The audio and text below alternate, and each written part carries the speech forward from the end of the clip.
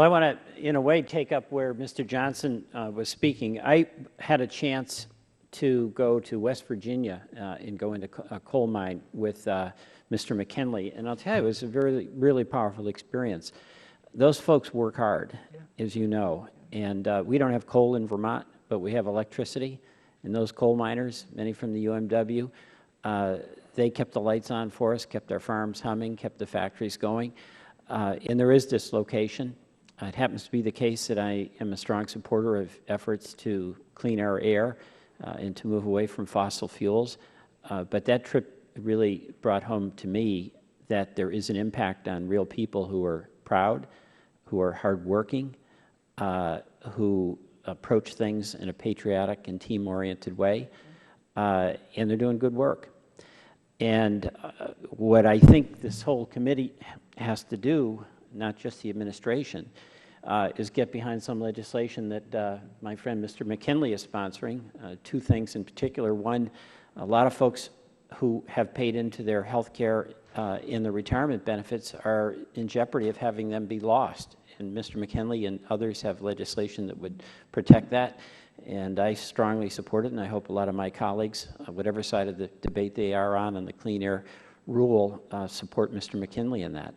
And the second is there is that kind of economic dislocation that my colleagues who are from coal country are acutely aware of. And it's amazing to meet those coal miners. And I saw Mr. McKinley in his heartfelt relationship with them in real-world understanding. One very vivid example, we were there on Friday. Friday night, the big custom down there is to go to the high school football games. They used to have, in this region, they used to have 8 high schools. Now they have 3. So it's really tough. So I'm a supporter. I think that climate change is a real issue, and some of my colleagues disagree.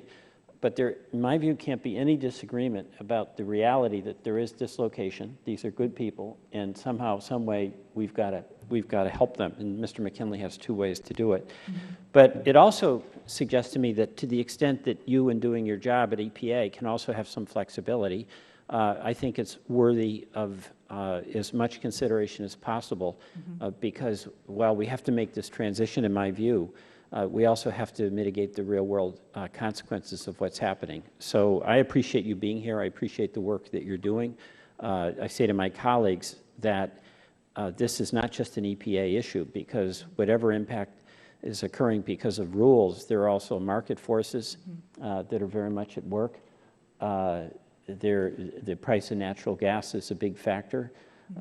Efficiency, which is a good tool, is reducing the demand in some cases from what it would be. So this is a kind of all of the above approach that we have to take. And I just want to end by saying thank you for the work you do, but I also want to say to my colleagues from coal country that you've got some allies on our side who want to be there to help you help those extraordinary people who have kept the lights on in Vermont, kept our farms running, kept our factories operating. So thank you. Jim yields back. This time, Chair recognizes